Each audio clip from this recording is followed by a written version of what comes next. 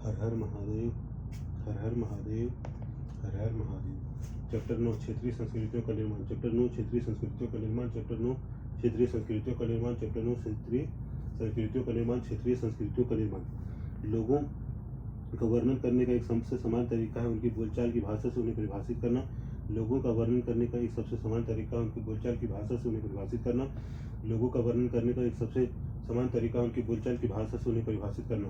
जब हम किसी व्यक्ति को तमिल या उड़िया कहते हैं तो आमतौर पर इसका अर्थ होता है कि वह तमिल अथवा उड़िया भाषा बोलता है और तमिलनाडु या उड़ीसा में रहता है। जब हम किसी व्यक्ति को तमिल या उड़िया कहते हैं तो आमतौर पर इसका अर्थ होता है वह तमिल अथवा उड़िया भाषा बोलता है और तमिलनाडु या उड़ीसा में रहता है। जब हम किसी व्यक्ति को तमिल या उड़िया कहते हैं तो आमतौर पर इसका अर्थ होता है वह तमिल अथवा उड़िया भाषा बोलता है और तमिलनाडु या उड़ीसा में रहता है। इसी तरह से हम प्रत्येक क्षेत्र के कुछ खास किस्म के भोजन, वस्त्र, काव्य, नृत्य, संगीत और चित्रकला से जोड़ा करते हैं। इसी तरह से हम प्रत्येक क्षेत्र को कुछ खास किस्म के भोजन, वस्त्र, काव्य, नृत्य, संगीत और चित्रकला से जोड़ा करते हैं। इसी तरह से हम प्रत्येक क्षेत्र को कुछ खास किस्म के भोजन, वस्त्र, काव्य, नृत्य, संगीत और चित्रकला से जोड़ा करते हैं।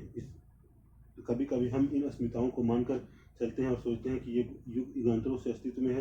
कभी कभी हम इन अस्मिताओं को मानकर चलते हैं और सोचते हैं कि ये युग युगांतरों से अस्तित्व में है। कभी कभी हम इन अस्मिताओं को मानकर चलते हैं और सोचते हैं कि ये युग युगांतरों से अस्तित्व में है। किंतु भिन्न भिन्न क्षेत्रों के बीच विभाजक सीमाओं के बनने के समय की भूमिका रही है। किंतु भिन्न भिन्न क्षेत्रों के बीच विभाजक सीमाओं के बनने में समय की भूमिका रही है। किंतु भिन्न भिन्न क्षेत्रों के विभाजक सीमाओं के बनने में समय की भूमिका रही है। जिन्हें हम आज क्षेत्रीय संस्कृतियाँ समझते हैं वे समय के साथ साथ बदलती है और सच तो यह है कि आज भी बदल रही है। जिन्हें हम आज क्षेत्रीय संस्कृतियाँ समझते हैं वे समय के साथ साथ बदली है और सच तो यह है कि आज भी बदल रही है। जिन्हें हम क्षेत्रीय संस्कृतियाँ समझते हैं वे समय के साथ साथ बदली है और सच तो यह है कि आज भी बदल रही है। ये क्षेत्रीय संस्कृतियाँ जटिल प्रक्रिया से विकसित हुई है। ये क्षेत्रीय संस्कृतियाँ जटिल प्रक्रिया से विकसित हुई है। ये क्षेत्रीय संस्कृतियाँ जटिल प्रक्रिया से विकसित हुई है। इस प्रक्रिया के तहत स्थानीय परंपराओं और उपमहाद्वीप के अन्य भागों के विचारों के आदान प्रदान ने एक दूसरे को संपन्न बनाया। इस प्रक्रिया के तहत स्थानीय परंपराओं और उपमहाद्वीप के अन्य भागों के विचारों ने के आदान प्रदान ने एक दूसरे को संपन्न बनाया। इस प्रक्रिया के तहत स्थानीय परंपराओं और उपमहाद्वीप के अन्य भागों के विचारों के आदान प्रदान ने एक दूसरे को संपन्न बनाया। जैसा कि हम देखेंगे कुछ परंपराएं तो कुछ विशेष क्षेत्रों की है कि अपनी है, जबकि कुछ अन्य भिन्न भिन्न क्षेत्रों में एक समान प्रतीत होती है। जैसा कि हम देखेंगे कुछ परंपराएं तो कुछ विशेष क्षेत्रों की अपनी है, जबकि कुछ अन्य भिन्न भिन्न क्षेत्रों में एक समान प्रतीत होती है। जैसा कि हम देखेंगे कुछ परंपराएं तो कुछ विशेष क्षेत्रों की अपनी है, जबकि कुछ अन्य भिन्न भिन्न क्षेत्रों की एक समान प्रतीत होती है। परंतु इसके अतिरिक्त कुछ अन्य परंपराएं एक खास इलाके के पुराने रीति रिवाजों से तो निकली है, परंतु अन्य क्षेत्रों में जाकर उन्होंने एक नया रूप ले लिया। परंतु इसके अतिरिक्त कुछ अन्य परंपराएं एक खास इलाके के पुराने रीति रिवाजों से तो निकली है, परंतु अन्य क्षेत्रों में जाकर उन्होंने एक नया रूप ले लिया। परंतु इसके अतिरिक्त कुछ अन्य परंपराएं एक खास इलाके के पुराने रीति रिवाजों से तो निकली है, परंतु अन्य क्षेत्रों में जाकर उन्होंने एक नया रूप ले लिया। चेर और मलयालम भाषा का विकास। चेर और मलयालम भाषा का विकास। चेर और मलयालम भाषा का विकास। आइए भाषा और क्षेत्र के बीच अंतर संबंध के एक उदाहरण से अपना विश्लेषण प्रारंभ करें। आइए भाषा और क्षेत्र के बीच अंतर संबंध के एक उदाहरण से अपना विश्लेषण प्रारंभ करें। आइए भाषा और क्षेत्र के बीच अंतर संबंध के एक उदाहरण से अपना विश्लेषण प्रारंभ करें।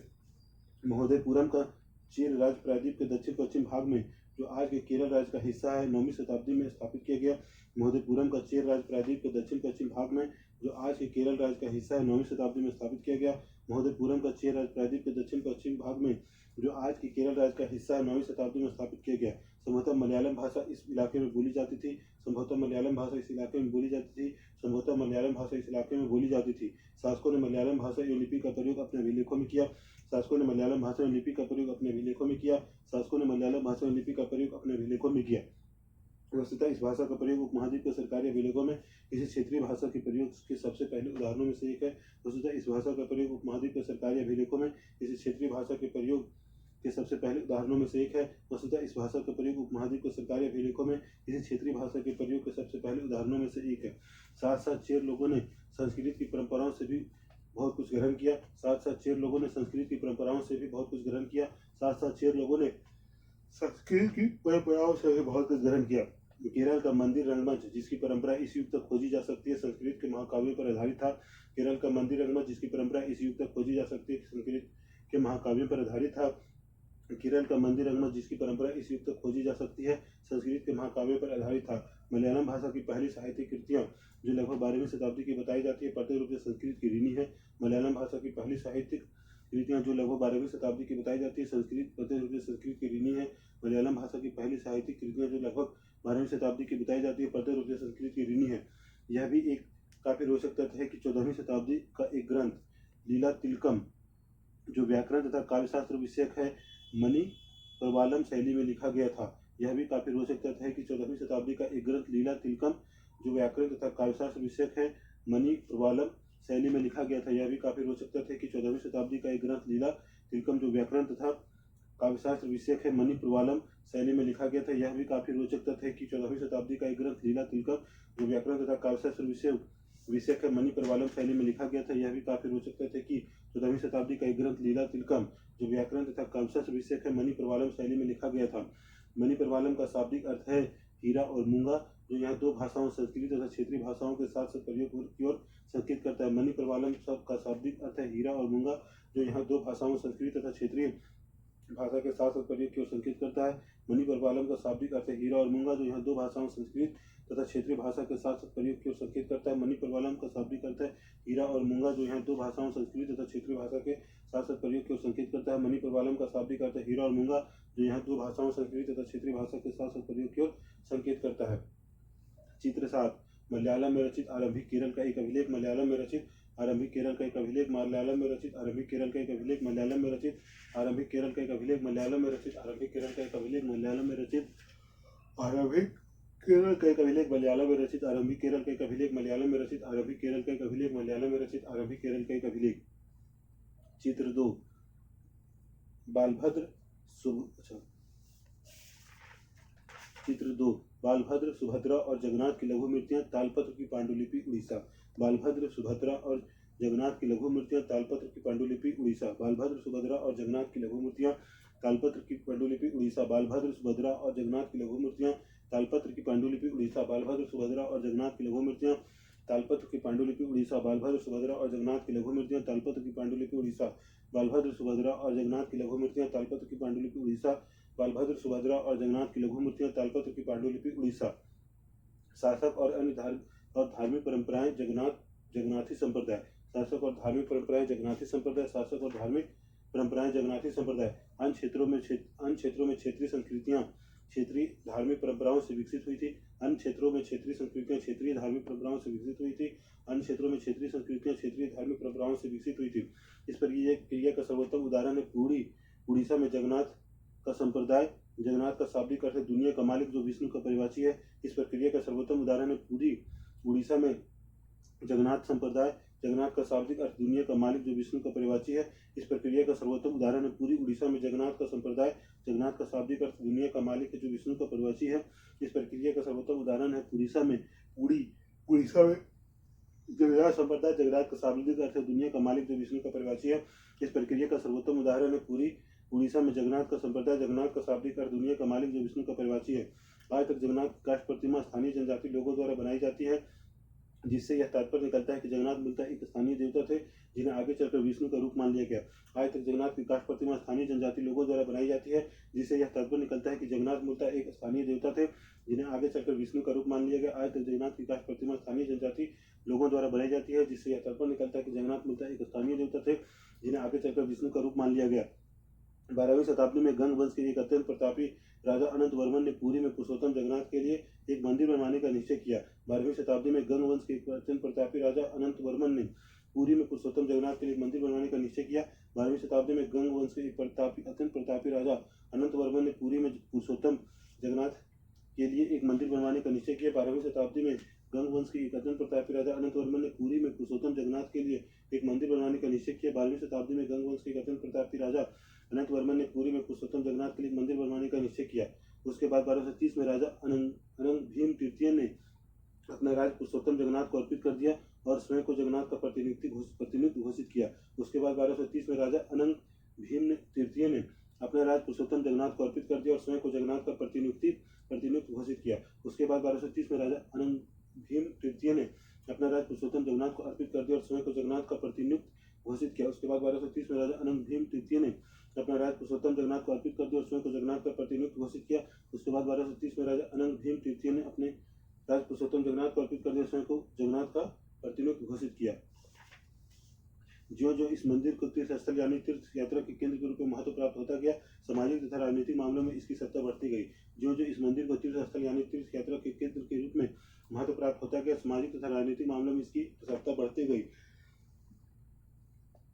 जो जो इस मंदिर को तीर्थ स्थल यानी तीर्थ यात्रा के केंद्र के रूप में महत्व प्राप्त होता गया, सामाजिक तथा राजनीतिक मामलों में भी इसकी सत्ता बढ़ती गई। जिन्होंने भी उड़ीसा को जीता, जैसे मुगल, मराठे और अंग्रेजी ईस्ट इंडिया कंपनी, सबने इस मंदिर पर अपना नियंत्रण स्थापित करने का प्रयत्न किया। जिन्होंने भी उड़ीसा को जीता, जैसे मुगल, मराठे और अंग्रेजी ईस्ट इंडिया कंपनी, सबने इस मंदिर पर अपना नियंत्रण स्थापित करने का प्रयत्न किया। जिन्होंने भी उड़ीसा को जीता, जैसे मुगल, मराठे और अंग्रेजी ईस्ट इंडिया कंपनी, सबने इस मंदिर पर अपना नियंत्रण स्थापित करने का प्रयत्न किया। वे सब यह महसूस करते थे कि मंदिर पर नियंत्रण प्राप्त करने से स्थानीय जनता में उनका शासन स्वीकार हो जाएगा। वे सब यह महसूस करते थे कि मंदिर पर नियंत्रण प्राप्त करने से स्थानीय जनता में उनका शासन स्वीकार हो जाएगा। वे सब यह महसूस करते थे कि मंदिर पर नियंत्रण प्राप्त करने से स्थानीय जनता में उनका शासन स्वीकार हो जाएगा। चित्र 3, जगन्नाथ मंदिर पुरी। चित्र 3, जगन्नाथ मंदिर पुरी। चित्र 3, जगन्नाथ मंदिर पुरी। चित्र 3, जगन्नाथ मंदिर पुरी। जगन्नाथ मंदिर पुरी। जगन्नाथ मंदिर पुरी। जगन्नाथ मंदिर पुरी। जगन्नाथ मंदिर पुरी। जगन्नाथ मंदिर पुरी। जगन्नाथ मंदिर पुरी। जगन्नाथ मंदिर पुरी। राजपूत और शूरवीरता की परंपराएं। राजपूत और शूरवीरता की परंपराएं। राजपूत और शूरवीरता की परंपराएं। राजपूत और शूरवीरता की परंपराएं। राजपूत और शूरवीरता की परंपराएं। राजपूत और शूरवीरता की परंपराएं। 19वीं शताब्दी में ब्रिटिश लोग उस क्षेत्र को जहां आज अधिकांश राजस्थान स्थित राजपूताना कहते थे 19वीं शताब्दी में ब्रिटिश लोग उस क्षेत्र को जहां आज अधिकांश राजस्थान स्थित राजपूताना कहते थे 19वीं शताब्दी में ब्रिटिश लोग उस क्षेत्र को जहां आज का अधिकांश राजस्थान स्थित राजपूताना कहते थे। इससे यह समझा जा सकता है कि वह एक ऐसा प्रदेश था जहाँ केवल अथवा प्रमुख रूप से राजपूत ही रहा करते थे, लेकिन यह बात आंशिक रूप से ही सत्य है। इससे यह समझा जा सकता है कि वह एक ऐसा प्रदेश था जहाँ केवल अथवा प्रमुख रूप से राजपूत ही रहा करते थे, लेकिन यह बात आंशिक रूप से ही सत्य है। इससे यह समझा जा सकता है कि वह एक ऐसा प्रदेश था जहाँ केवल अथवा प्रमुख रूप से राजपूत ही रहा करते थे, लेकिन यह बात आंशिक रूप से ही सत्य है। ऐसे अनेक समूह थे और आज भी हैं जो उत्तरी तथा मध्यवर्ती भारत के अनेक क्षेत्रों में अपने आप को राजपूत कहते हैं। ऐसे अनेक समूह थे और आज भी हैं जो उत्तरी तथा मध्यवर्ती भारत के अनेक क्षेत्रों में अपने आप को राजपूत कहते हैं। ऐसे अनेक समूह थे और आज भी हैं जो उत्तरी तथा मध्यवर्ती भारत में के अनेक क्षेत्रों में अपने को राजपूत कहते हैं। यह भी सच है कि राजस्थान में राजपूतों के अलावा अन्य लोग भी रहते हैं। यह भी सच है कि राजस्थान में राजपूतों के अलावा अन्य लोग भी रहते हैं। यह भी सच है कि राजस्थान में राजपूतों के अलावा अन्य लोग भी रहते हैं। तथापि अक्सर यह माना जाता है कि राजपूतों ने राजस्थान को एक विशिष्ट संस्कृति प्रदान की। तथापि अक्सर यह माना जाता है कि राजपूतों ने राजस्थान को एक विशिष्ट संस्कृति प्रदान की। तथापि अक्सर यह माना जाता है कि राजपूतों ने राजस्थान को एक विशिष्ट संस्कृति प्रदान की। ये सांस्कृतिक परंपराएं वहां के शासकों के आदर्शों तथा अभिलाषाओं के साथ घनिष्ठता से जुड़ी हुई थी। ये सांस्कृतिक परंपराएं वहां के शासकों के आदर्शों तथा अभिलाषाओं के साथ घनिष्ठता से जुड़ी हुई थी। ये सांस्कृतिक परंपराएं वहां के शासकों के आदर्शों तथा अभिलाषाओं के साथ घनिष्ठता से जुड़ी हुई थी। लगभग 8वीं शताब्दी से आज के राजस्थान के अधिकांश भाग पर विभिन्न परिवारों के राजपूत राजाओं का शासन रहा। लगभग 8वीं शताब्दी से आज के राजस्थान के अधिकांश भाग पर विभिन्न परिवारों के राजपूत राजाओं का शासन रहा। लगभग 8वीं शताब्दी से आज के राजस्थान के अधिकांश भाग पर विभिन्न परिवारों के राजपूत राजाओं का शासन रहा। पृथ्वीराज एक ऐसा ही शासक था। पृथ्वीराज एक ऐसा ही शासक था। पृथ्वीराज एक ऐसा ही शासक था। ये शासक ऐसे शूरवीरों के आदर्शों ये शासक ऐसे शूरवीरों के आदर्शों को अपने हृदय में संजोए रखते थे, जिन्होंने रण क्षेत्र में बहादुरी से लड़ते हुए अक्सर मृत्यु को वरण किया मगर पीठ नहीं दिखाई। ये शासक ऐसे शूरवीरों के आदर्शों को हमें अपने हृदय में संजोए रखते थे, जिन्होंने रण क्षेत्र में बहादुरी से लड़ते हुए अक्सर मृत्यु का वरण किया मगर पीठ नहीं दिखाई। ये शासक ऐसे शूरवीरों के आदर्शों को अपने हृदय में संजोए रखते थे, जिन्होंने रण क्षेत्र में बहादुरी से लड़ते हुए अक्सर मृत्यु का वरण किया मगर पीठ नहीं दिखाई। राजपूत शूरवीरों की कहानियां काव्य एवं गीतों में सुरक्षित है। ये विशेष रूप से प्रशिक्षित चारण भाटों द्वारा गाई जाती है। राजपूत शूरवीरों की कहानियां काव्य एवं गीतों में सुरक्षित है। विशेष रूप से प्रशिक्षित चारण भाटों द्वारा गाई जाती है। राजपूत शूरवीरों की कहानियां काव्य एवं गीतों में सुरक्षित है। विशेष रूप से प्रशिक्षित चारण भाटों द्वारा गाई जाती है। राजपूत शूरवीरों की कहानियां काव्य एवं गीतों में सुरक्षित है। विशेष रूप से प्रशिक्षित चारण भाटों द्वारा गाई जाती है। ये काव्य एवं गीत ऐसे शूरवीरों की स्मृति को सुरक्षित रखते थे और उनसे यह आशा की जाती थी कि वे अन्य जनों को भी उन शूरवीरों का अनुकरण करने के लिए प्रेरित या प्रोत्साहित करें। ये काव्य एवं गीत ऐसे शूरवीरों की स्मृति को सुरक्षित रखते थे और उनसे यह आशा की जाती थी कि वे अन्य जनों को भी उन शूरवीरों का अनुकरण करने के लिए प्रेरित और प्रोत्साहित करें। ये काव्य एवं गीत ऐसे शूरवीरों की स्मृति को सुरक्षित रखते थे और उनसे यह आशा की जाती थी कि वे अन्य जनों को भी उन शूरवीरों का अनुकरण करने के लिए प्रेरित और प्रोत्साहित करें। साधारण जन भी इन कहानियों से आकर्षित होते थे। साधारण जन भी इन कहानियों से आकर्षित होते थे। साधारण जन भी इन कहानियों से आकर्षित होते थे। इन कहानियों में अक्सर नाटकीय स्थितियों और स्वामी भक्ति, मित्रता, प्रेम, शौर्य, क्रोध आदि प्रबल संवेगों का चित्रण होता था। इन कहानियों में अक्सर नाटकीय स्थितियों और स्वामी भक्ति, मित्रता, प्रेम, स्वर्ग, क्रोध आदि प्रबल संवेगों का चित्रण होता था। इन कहानियों में अक्सर नाटकीय स्थितियों और स्वामी भक्ति, मित्रता, प्रेम, स्वर्ग, क्रोध आदि प्रबल संवेगों का चित्रण होता था। इन कहानियों में अक्सर नाटकीय स्थितियों और स्वामी भक्ति, मित्रता, प्रेम, स्वर्ग, क्रोध आदि प्रबल संवेगों का चित्रण होता था। इन कहानियों में अक्सर नाटकीय स्थितियों और स्वामी भक्ति, मित्रता, प्रेम, स्वर्ग, क्रोध आदि प्रबल संवेगों का चित्रण होता था। बीकानेर के राजकुमार राजा सिंह। चित्र 4। बीकानेर के राजकुमार राज सिंह। बीकानेर के राजकुमार राज सिंह। बीकानेर के राजकुमार राज सिंह। बीकानेर के राजकुमार राज सिंह। बीकानेर के राजकुमार राज सिंह। बीकानेर के राजकुमार राज सिंह। बीकानेर के राजकुमार राज सिंह। बीकानेर के राजकुमार राज सिंह। मानचित्र 1। वह क्षेत्र जिसकी चर्चा इस अध्याय में की गई है। वह क्षेत्र जिसकी इस अध्याय में चर्चा की गई है। वह क्षेत्र जिसकी इस अध्याय में चर्चा की गई। वह क्षेत्र जिसकी इस अध्याय में चर्चा की गई। वह क्षेत्र जिसकी इस अध्याय में चर्चा की गई। वह क्षेत्र जिसकी इस अध्याय में चर्चा की गई। वह क्षेत्र जिसकी इस अध्याय में चर्चा की गई। वह क्षेत्र जिसकी इस अध्याय में चर्चा की गई है। क्या स्त्रियों को भी इन कहानियों में स्थान प्राप्त था? जी हाँ, कभी कभी वे झगड़े के कारण के रूप में विद्यमान है, जब पुरुष स्त्रियों को जीतने के लिए अथवा उनकी रक्षा के लिए आपस में लड़ते थे। क्या स्त्रियों को भी इन कहानियों में स्थान प्राप्त था? जी हाँ, कभी कभी वे झगड़े के कारण के रूप में विद्यमान है, जब पुरुष स्त्रियों को जीतने के लिए अथवा उनकी रक्षा के लिए आपस में लड़ते थे। क्या स्त्रियों को भी इन कहानियों में स्थान प्राप्त था? जी हाँ, कभी कभी वे झगड़े के कारण के रूप में विद्यमान है, जब पुरुष स्त्रियों को जीतने के लिए अथवा उनकी रक्षा के लिए आपस में लड़ते थे। कहीं कहीं यह भी चित्रित किया गया है कि स्त्रियां अपने शूरवीर पतियों का जीवन मरण दोनों में अनुसरण करती थी। कहीं कहीं यह भी चित्रित किया गया है कि स्त्रियां अपने शूरवीर पतियों का जीवन मरण दोनों में अनुसरण करती थी। कहीं कहीं यह भी चित्रित किया गया है कि स्त्रियां अपने शूरवीर पतियों का जीवन मरण दोनों में अनुसरण करती थी। सती प्रथा यानी विधवाओं द्वारा अपने मृतक पतियों की चिता पर जिंदा जल जाने की प्रथा का कुछ कहानियों में उल्लेख पाया जाता है। सती प्रथा यानी विधवाओं द्वारा अपने मृतक पतियों की चिता पर जिंदा जल जाने की प्रथा का भी कुछ कहानियों में उल्लेख पाया जाता है। सती प्रथा यानी विधवाओं द्वारा अपने मृतक पतियों की चिता पर जिंदा जल जाने की प्रथा का भी कुछ कहानियों में उल्लेख पाया जाता है। इस प्रकार जो लोग शूरवीरता के आदर्शों का पालन करते थे, उन्हें अक्सर इस आदर्श के लिए अपने जीवन को बलिदान करना होता था। इस प्रकार जो लोग शूरवीरता के आदर्शों का पालन करते थे, उन्हें अक्सर इस आदर्श के लिए अपने जीवन को बलिदान करना होता है। इस प्रकार जो लोग शूरवीरता के आदर्शों का पालन करते थे, उन्हें अक्सर इस आदर्श के लिए अपने जीवन का बलिदान करना होता था। पता लगाएं कि क्या आपके नगर गांव में शूरवीरों वीरांगनाओं की परंपरा रही है? यदि हाँ, तो ये परंपरा राजपूतों की वीरतापूर्ण आदर्शों से कितना समान या भिन्न थी? क्षेत्रीय सीमांतों से परे कथक नृत्य की कहानी। क्षेत्रीय सीमांतों से परे कथक नृत्य की कहानी। क्षेत्रीय सीमांतों से परे कथक नृत्य की कहानी। क्षेत्रीय सीमांतों से परे कथक नृत्य की कहानी। आदि शूरवीरता की परंपराएं भिन्न भिन्न क्षेत्रों में भिन्न भिन्न रूपों में मिल सकती है, तो नृत्य के विषय में भी यही सच है। आदि शूरवीरता की परंपराएं भिन्न भिन्न क्षेत्रों में भिन्न भिन्न रूपों में मिल सकती है, तो नृत्य के विषय में भी यही सच है। आदि शूरवीरता की परंपराएं भिन्न भिन्न क्षेत्रों में भिन्न भिन्न रूपों में मिल सकती है, तो नृत्य के विषय में भी यही सच है। आइए नृत्य के एक रूप कथक के इतिहास को देखें। आइए नृत्य के एक रूप कथक के इतिहास को देखें। आइए नृत्य के एक रूप कथक के इतिहास को देखें। यह नृत्य शैली उत्तर भारत के अनेक भागों से जुड़ी है। यह नृत्य शैली उत्तर भारत के अनेक भागों से जुड़ी है। यह नृत्य शैली उत्तर भारत के अनेक भागों से जुड़ी है। कथक शब्द कथा शब्द से निकला है, जिसका प्रयोग संस्कृत तथा अन्य भाषाओं में कहानी के लिए किया जाता है। कथक शब्द कथा शब्द से निकला है, जिसका प्रयोग संस्कृत तथा अन्य भाषाओं में कहानी के लिए किया जाता है। कथक शब्द कथा शब्द से निकला है, जिसका प्रयोग संस्कृत तथा अन्य भाषाओं में कहानी के लिए किया जाता है। कथक मूल रूप से उत्तर भारत के मंदिरों में कथा यानी कहानी सुनाने वालों की एक जाति थी। कथक मूल रूप से उत्तर भारत के मंदिरों में कथा यानी कहानी सुनाने वालों की एक जाति थी। कथक मूल रूप से उत्तर भारत के मंदिरों में कथा यानी कहानी सुनाने वालों की एक जाति थी। ये कथाकार अपने हाव भाव तथा संगीत से अपने कथा वचन को अलंकृत किया करते थे। ये कथाकार अपने हाव भाव तथा संगीत से अपने कथा वचन को अलंकृत किया करते थे। ये कथाकार अपने हाव भाव तथा संगीत से अपने कथा वचन को अलंकृत किया करते थे। 15वीं तथा 16वीं शताब्दी में भक्ति आंदोलन के प्रसार के साथ कथक एक विशिष्ट नृत्य शैली का रूप धारण करने लगा। 15वीं तथा 16वीं शताब्दी में भक्ति आंदोलन के प्रसार के साथ कथक एक विशिष्ट नृत्य शैली का रूप धारण करने लगा। 15वीं तथा 16वीं शताब्दी में भक्ति आंदोलन के प्रसार के साथ कथक एक विशिष्ट नृत्य शैली का रूप धारण करने लगा। राधा कृष्ण के पौराणिक आख्यान कहानियां लोकनाट्य के रूप में प्रस्तुत किए जाते थे, जिन्हें रासलीला कहा जाता था। राधा कृष्ण के पौराणिक आख्यान कहानियां लोकनाट्य के रूप में प्रस्तुत किए जाते थे, जिन्हें रासलीला कहा जाता था। राधा कृष्ण के पौराणिक आख्यान कहानियां लोकनाट्य के रूप में प्रस्तुत किए जाते थे, जिन्हें रासलीला कहा जाता था। रासलीला में लोक नृत्य के साथ कथाकार के मूल हाव भाव भी जुड़े होते थे। रासलीला में लोक नृत्य के साथ कथाकार के मूल हाव भाव भी जुड़े होते थे। रासलीला में लोक नृत्य के साथ कथाकार के मूल हाव भाव भी जुड़े होते थे। रासलीला में लोक नृत्य के साथ कथाकार के मूल हाव भाव भी जुड़े होते थे। रासलीला में लोक नृत्य के साथ कथाकार के मूल हाव भाव भी जुड़े होते थे। मुगल बादशाहों और उनके अभिजातों के शासनकाल में कथक नृत्य राज दरबार में प्रस्तुत किया जाता था, जहां इस नृत्य ने अपने वर्तमान अभिलक्षण अर्जित किए और वह एक विशिष्ट नृत्य शैली के रूप में विकसित हो गया।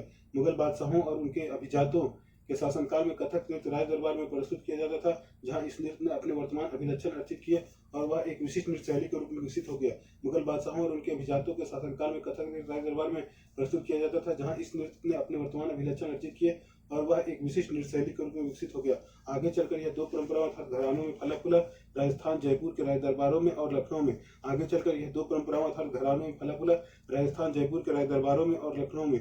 आगे चलकर यह दो परंपराओं अर्थात घरानों में फला फूला, राजस्थान जयपुर के राज दरबारों में और लखनऊ में। आगे चलकर यह दो परंपराओं अर्थात घरानों में फला फूला, राजस्थान जयपुर के राज दरबारों में और लखनऊ में। आगे चलकर यह दो परंपराओं अर्थात घरानों में फला फूला, राजस्थान जयपुर के राज दरबारों में और लखनऊ में। अवध के अंतिम नवाब वजीद अली शाह के संरक्षण में यह एक प्रमुख कला रूप में उभरा। अवध के अंतिम नवाब वजीद अली शाह के संरक्षण में यह एक प्रमुख कला रूप में उभरा। अवध के अंतिम नवाब वजीद अली शाह के संरक्षण में यह प्रमुख कला के रूप में उभरा। अवध के अंतिम नवाब वजीद अली शाह के संरक्षण में यह प्रमुख कला के रूप में उभरा। अवध के अंतिम नवाब वजीद अली शाह के संरक्षण में यह एक प्रमुख कला रूप में उभरा। 1850 से 75 के दौरान यह नृत्य शैली के रूप में इन दो क्षेत्रों में ही नहीं बल्कि आज के पंजाब, हरियाणा, जम्मू और कश्मीर, बिहार तथा मध्य प्रदेश के निकटवर्ती इलाकों में भी पक्के तौर पर संस्थापित हो गया। 1850-75 के दौरान यह नृत्य शैली के रूप में इन दो क्षेत्रों में ही नहीं बल्कि आज के पंजाब, हरियाणा, जम्मू और कश्मीर, बिहार तथा मध्य प्रदेश के निकटवर्ती इलाकों में भी पक्के तौर पर संस्थापित हो गया। 1850-75 के दौरान यह नृत्य शैली के रूप में इन दो क्षेत्रों में ही नहीं बल्कि आज के पंजाब, हरियाणा, जम्मू और कश्मीर, बिहार तथा मध्य प्रदेश के निकटवर्ती इलाकों में भी पक्के तौर पर संस्थापित हो गया। इसकी प्रस्तुति में क्लिष्ट तथा द्रुत पद संचालन, उत्तम वेशभूषा तथा कहानियों के प्रस्तुतिकरण एवं अभिनय पर जोर दिया जाने लगा। इसकी प्रस्तुति में क्लिष्ट तथा द्रुत पद संचालन, उत्तम वेशभूषा तथा कहानियों के प्रस्तुतिकरण एवं अभिनय पर जोर दिया जाने लगा। इसकी प्रस्तुति में क्लिष्ट तथा द्रुत पद संचालन, उत्तम वेशभूषा तथा कहानियों के प्रस्तुतिकरण एवं अभिनय पर जोर दिया जाने लगा। अनेक अन्य संस्कृतियों गतिविधियों की तरह कथक को भी 19वीं तथा 20वीं शताब्दी में अधिकांश ब्रिटिश प्रशासकों ने नापसंद किया। अनेक अन्य संस्कृतियों गतिविधियों की तरह कथक को भी 19वीं तथा 20वीं शताब्दियों में अधिकांश ब्रिटिश प्रशासकों ने नापसंद किया। अनेक अन्य सांस्कृतिक गतिविधियों की तरह कथक को भी 19वीं तथा 20वीं शताब्दी में अधिकांश ब्रिटिश प्रशासकों ने नापसंद किया। फिर भी यह जीवित बचा रहा और गणिकाओं द्वारा पेश किया जाता रहा। फिर भी यह जीवित बचा रहा और गणिकाओं द्वारा पेश किया जाता रहा। फिर भी यह जीवित बचा रहा और गणिकाओं द्वारा पेश किया जाता रहा। स्वतंत्रता प्राप्ति के बाद तो देश में इसे 6 शास्त्रीय नृत्यों के रूप में मान्यता मिल गई। स्वतंत्रता प्राप्ति के बाद तो देश में से 6 शास्त्रीय नृत्यों के रूप में मान्यता मिल गई। स्वतंत्रता प्राप्ति के बाद तो देश में से 6 शास्त्रीय नृत्यों के रूप में मान्यता मिल गई। नृत्य की कक्षा चित्र 5 नृत्य की कक्षा लक्ष्मण मंदिर खजुराहो। चित्र 5 नृत्य की कक्षा लक्ष्मण मंदिर खजुराहो। नृत्य की कक्षा लक्ष्मण मंदिर खजुराहो। नृत्य की कक्षा लक्ष्मण मंदिर खजुराहो। नृत्य की कक्षा लक्ष्मण मंदिर खजुराहो। नृत्य की कक्षा लक्ष्मण मंदिर खजुराहो। नृत्य की कक्षा लक्ष्मण मंदिर खजुराहो। नृत्य की कक्षा लक्ष्मण मंदिर खजुराहो। नृत्य की कक्षा लक्ष्मण मंदिर खजुराहो। नृत्य की कक्षा लक्ष्मण मंदिर खजुराहो। शास्त्रीय नृत्य।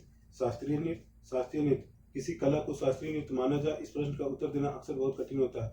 किस कला को शास्त्रीय नृत्य माना जाए, इस प्रश्न का उत्तर देना अक्सर बहुत कठिन होता है। किस कला को शास्त्रीय नृत्य माना जाए, इस प्रश्न का उत्तर देना अक्सर बहुत कठिन होता है। क्या हम उस रूप या शैली को शास्त्रीय कहते हैं जिसका विषय धार्मिक हो, अथवा क्या हम उसे शास्त्रीय इसलिए मानते हैं क्योंकि उसके लिए अत्यधिक कौशल की आवश्यकता होती है जो कई वर्षों के लंबे प्रशिक्षण से प्राप्त होता है। क्या हम उस रूप या शैली को शास्त्रीय कहते हैं जिसका विषय धार्मिक हो, अथवा क्या हम उसे शास्त्रीय इसलिए मानते हैं क्योंकि उसके लिए अत्यधिक कौशल की आवश्यकता होती है जो कई वर्षों के लंबे प्रशिक्षण से प्राप्त होता है। क्या हम उस रूप या शैली को शास्त्रीय कहते हैं जिसका विषय धार्मिक हो, अथवा क्या हमें उसे शास्त्रीय इसलिए मानते हैं क्योंकि उसके लिए अत्यधिक कौशल की आवश्यकता होती है जो कई वर्षों के लंबे प्रशिक्षण से प्राप्त होता है।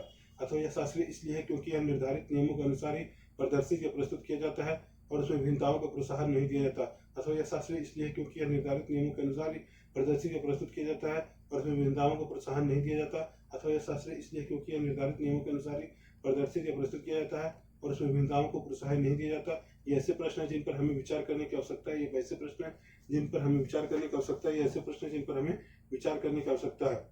यह भी स्मरणीय है कि बहुत से ऐसे नृत्य रूपों में जिन्हें लोक नृत्य की श्रेणी में रखा गया है वे विशिष्टताएं पाई जाती है जिन्हें शास्त्रीय रूपों का विशिष्ट लक्षण बताया जाता है। यह भी स्मरणीय है कि बहुत से ऐसे नृत्य रूपों में जिन्हें लोक नृत्य का श्रेणी में रखा जाता है वे विशिष्टताएं पाई जाती है जिन्हें शास्त्रीय रूपों का विशिष्ट लक्षण बताया जाता है। यह भी स्मरणीय है कि बहुत से ऐसे नृत्य रूपों में जिन्हें लोक नृत्य की श्रेणी में रखा जाता है वे विशिष्टताएं पाई जाती है जिन्हें शास्त्रीय रूपों का विशिष्ट लक्षण बताया जाता है। यद्यपि शास्त्रीय विशेषण का प्रयोग उन कला रूपों की श्रेष्ठता का सूचक हो सकता है, फिर भी यह हमेशा शब्दशः सही नहीं होता। यद्यपि शास्त्रीय विशेषण का प्रयोग उन कला रूपों की श्रेष्ठता का सूचक हो सकता है, फिर भी यह हमेशा शब्दशः सही नहीं होता। यद्यपि शास्त्रीय विशेषण का प्रयोग उन कला रूपों की श्रेष्ठता के लिए का सूचक हो सकता है, फिर भी यह हमेशा शब्दशः नहीं होता। अन्य नृत्य रूप जिन्हें इस समय शास्त्रीय माना जाता है निम्नलिखित है। अनिर्णित रूप जिन्हें इस समय शास्त्रीय माना जाता है निम्नलिखित है। अनिर्णित रूप जिन्हें इस समय शास्त्रीय माना जाता है निम्नलिखित है। भारतनाट्यम तमिलनाडु, कथकली केरल, ओडिसी ओडिशा, कुचिपुड़ी आंध्र प्रदेश, मणिपुरी मणिपुर। भारतनाट्यम तमिलनाडु, कथकली केरल, उड़ीसा, कुचिपुड़ी आंध्र प्रदेश, मणिपुरी मणिपुर। अनिर्णित रूप कथक के अलावा है सब। भारतनाट्यम तमिलनाडु, कथकली केरल, ओडिसी ओडिशा, कुचिपुड़ी आंध्र प्रदेश, मणिपुरी मणिपुर। भारतनाट्यम तमिलनाडु, कथकली केरल, उड़ीसा, कुचिपुड़ी आंध्र प्रदेश, मणिपुरी मणिपुर। भारतनाट्यम तमिलनाडु, कथकली केरल, उड़ीसा, कुचिपुड़ी आंध्र प्रदेश, मणिपुरी मणिपुर। भारतनाट्यम तमिलनाडु, कथकली केरल, उड़ीसा, कुचिपुड़ी आंध्र प्रदेश, मणिपुरी मणिपुर। भारतनाट्यम तमिलनाडु, कथकली केरल, उड़ीसा, कुचिपुड़ी आंध्र प्रदेश, मणिपुरी मणिपुर। भारतनाट्यम तमिलनाडु, कथकली केरल, उड़ीसा, कुचिपुड़ी आंध्र प्रदेश, मणिपुरी मणिपुर।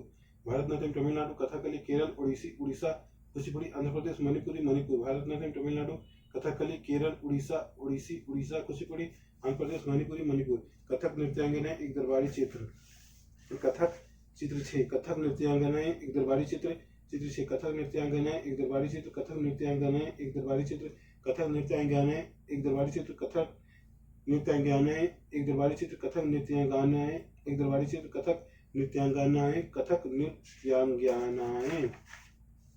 संरक्षकों के लिए चित्रकला लघु चित्रों की परंपरा। संरक्षकों के लिए चित्रकला लघु चित्रों की परंपरा। संरक्षकों के लिए चित्रकला लघु चित्रों की परंपरा। एक अन्य परंपरा जो कई रीतियों से विकसित हुई थी वह लघु चित्रों की परंपरा। एक अन्य परंपरा जो कई रीतियों से विकसित हुई थी वह थी लघु चित्रों की परंपरा। एक अन्य परंपरा जो कई रीतियों से विकसित हुई थी वह थी लघु चित्रों की परंपरा। लघु चित्र जैसा कि उनके नाम से पता चलता है छोटे आकार के चित्र होते हैं जिन्हें आमतौर पर जल रंगों से कपड़ों या कागज पर चित्रित किया जाता है। लघु चित्र जैसा कि उनके नाम से पता चलता है छोटे आकार के चित्र होते हैं जिन्हें आमतौर पर जल रंगों से कपड़े या कागज पर चित्रित किया जाता है। लघु चित्र जैसा कि उनके नाम से पता चलता है छोटे आकार के चित्र होते हैं जिन्हें आमतौर पर जल रंगों से कपड़े या कागज पर चित्रित किया जाता है। प्राचीनतम लघु चित्र तालपत्रों अथवा लकड़ी की तख्तियों पर चित्रित किए जाते गए थे। प्राचीनतम लघु चित्र तालपत्रों अथवा लकड़ियों की तख्तियों पर चित्रित किए गए थे। प्राचीनतम लघु चित्र तालपत्रों अथवा लकड़ी की तख्तियों पर चित्रित किए गए थे। इनमें से सर्वाधिक सुंदर चित्र जो पश्चिम भारत में पाए गए जैन ग्रंथों को सचित्र बनाने के लिए प्रयोग किए गए थे। इनमें से सर्वाधिक सुंदर चित्र जो पश्चिम भारत में पाए गए जैन ग्रंथों को सचित्र बनाने के लिए प्रयोग किए गए थे। इनमें से सर्वाधिक सुंदर चित्र जो पश्चिम भारत में पाए गए जैन ग्रंथों को सचित्र बनाने के लिए प्रयोग किए गए थे। मुगल बादशाह अकबर, जहांगीर और शाहजहां ने अत्यंत कुशल चित्रकारों को संरक्षण प्रदान किया था जो प्राथमिक रूप से इतिहास और काव्यों की पांडुलिपियां चित्रित करते थे। मुगल बादशाह अकबर, जहांगीर और शाहजहां ने अत्यंत कुशल चित्रकारों को संरक्षण प्रदान किया था जो प्राथमिक रूप से इतिहास और काव्यों की पांडुलिपियां चित्रित करते थे। मुगल बादशाह अकबर, जहांगीर और शाहजहां ने अत्यंत कुशल चित्रकारों को संरक्षण प्रदान किया था जो प्राथमिक रूप से इतिहास और काव्यों की पांडुलिपियां चित्रित करते थे। ये पांडुलिपियां आमतौर पर चटक रंगों में चित्रित की जाती थी। उनमें दरबार के दृश्य, लड़ाई तथा शिकार के दृश्य और सामाजिक जीवन के अन्य पहलू चित्रित किए जाते थे। ये पांडुलिपियां आमतौर पर चटक रंगों में चित्रित की जाती थी और उनमें दरबार के दृश्य, लड़ाई तथा शिकार के दृश्य और सामाजिक जीवन के अन्य पहलू चित्रित किए जाते थे। ये पांडुलिपियां आमतौर पर चटक रंगों में चित्रित की जाती थी और उनमें दरबार के दृश्य, लड़ाई तथा शिकार के दृश्य और सामाजिक जीवन के अन्य पहलू चित्रित किए जाते थे। अक्सर उपहार के तौर पर भी इन चित्रों का आदान प्रदान किया जाता था और ये गिने चुने लोगों, बादशाह और उनके घनिष्ठ जनों द्वारा ही देखे जा सकते थे। अक्सर उपहार के तौर पर भी इन चित्रों का आदान प्रदान किया जाता था और ये गिने चुने लोगों, बादशाह और उनके घनिष्ठ जनों द्वारा ही देखे जा सकते थे। अक्सर उपहार के तौर पर भी इन चित्रों का आदान प्रदान किया जाता था और ये कुछ गिने चुने लोगों, बादशाह और उनके घनिष्ठ जनों द्वारा ही देखे जा सकते थे। मुगल साम्राज्य के पतन के साथ अनेक चित्रकार मुगल दरबार छोड़कर नए उभरने वाले क्षेत्रीय राज्यों के दरबार में चले गए। मुगल साम्राज्य के पतन के साथ अनेक चित्रकार मुगल दरबार छोड़कर नए उभरने वाले क्षेत्रीय राज्यों के दरबार में चले गए। मुगल साम्राज्य के पतन के साथ अनेक चित्रकार मुगल दरबार को छोड़कर नए उभरने वाले क्षेत्रीय राज्यों के दरबारों में चले गए। परिणाम स्वरूप मुगल की कलात्मक रुचियों ने दक्षिण के क्षेत्रीय दरबारों और राजस्थान के राजपूती दरबारों को प्रभावित किया। परिणाम स्वरूप मुगलों की कलात्मक रुचियों ने दक्षिण के क्षेत्रीय दरबारों और राजस्थान के राजपूती दरबारों को प्रभावित किया। परिणाम स्वरूप मुगलों की कलात्मक रुचियों ने दक्षिण के क्षेत्रीय दरबारों और राजस्थान के राजपूती दरबारों को प्रभावित किया, लेकिन इसके साथ ही उन्होंने अपने विशिष्ट विशेषताओं को सुरक्षित रखा और उनका विकास भी किया। लेकिन इसके साथ ही उन्होंने अपनी विशिष्ट विशेषताओं को सुरक्षित रखा और उनका विकास भी किया। लेकिन इसके साथ ही उन्होंने अपनी विशिष्ट विशेषताओं को सुरक्षित रखा और उनका विकास भी किया। मुगल उदाहरणों का अनुसरण करते हुए शासकों तथा उनके दरबारों के दृश्य चित्रित किए जाने लगे। मुगल उदाहरणों का अनुसरण करते हुए शासकों तथा उनके दरबारों के दृश्य चित्रित किए जाने लगे। मुगल उदाहरणों का अनुसरण करते हुए शासकों तथा उनके दरबारों के दृश्य चित्रित किए जाने लगे। इसके साथ साथ मेवाड़, जोधपुर, बूंदी, कोटा और किशनगढ़ जैसे केंद्रों में पौराणिक कथाओं तथा काव्यों के विषय का चित्रण बराबर जारी रहा। इसके साथ साथ मेवाड़, जोधपुर, बूंदी, कोटा और किशनगढ़ जैसे केंद्रों में पौराणिक कथाओं तथा काव्यों के विषयों का चित्रण बराबर जारी रहा। इसके साथ साथ मेवाड़, जोधपुर, बूंदी, कोटा और किशनगढ़ जैसे केंद्रों में पौराणिक कथाओं तथा काव्यों के विषय का चित्रण बराबर जारी रहा। इसके साथ साथ मेवाड़, जोधपुर, बूंदी, कोटा और किशनगढ़ जैसे केंद्रों में पौराणिक कथाओं तथा काव्यों के विषय का चित्रण बराबर जारी रहा। इसके साथ साथ मेवाड़, जोधपुर, बूंदी, कोटा और किशनगढ़ जैसे केंद्रों में पौराणिक कथाओं तथा काव्यों के विषय का चित्रण बराबर जारी रहा। चित्र 7, शिकार के दौरान आराम करते हुए अकबर, मुगल लघु चित्र। शिकार के दौरान आराम करते हुए अकबर, मुगल लघु चित्र। शिकार के दौरान आराम करते हुए अकबर, मुगल लघु चित्र। शिकार के दौरान आराम करते हुए अकबर, मुगल लघु चित्र। शिकार के दौरान आराम करते हुए अकबर, मुगल लघु चित्र। शिकार के दौरान आराम करते हुए अकबर, मुगल लघु चित्र। शिकार के दौरान आराम करते हुए अकबर, मुगल लघु चित्र। शिकार के दौरान आराम करते हुए अकबर, मुगल लघु चित्र। शिकार के दौरान आराम करते हुए अकबर, मुगल लघु चित्र। शिकार के दौरान आराम करते हुए अकबर, मुगल लघु चित्र। शिकार के दौरान आराम करते हुए अकबर, मुगल लघु चित्र। ऐसे ही अन्य क्षेत्र था आधुनिक हिमाचल प्रदेश के इर्द गिर्द हिमालय की तलहटी का इलाका। ऐसा ही अन्य क्षेत्र था आधुनिक हिमाचल प्रदेश के इर्द गिर्द हिमालय के तलहटी का इलाका। ऐसा ही एक अन्य क्षेत्र था आधुनिक हिमाचल प्रदेश के इर्द गिर्द हिमालय की तलहटी का इलाका।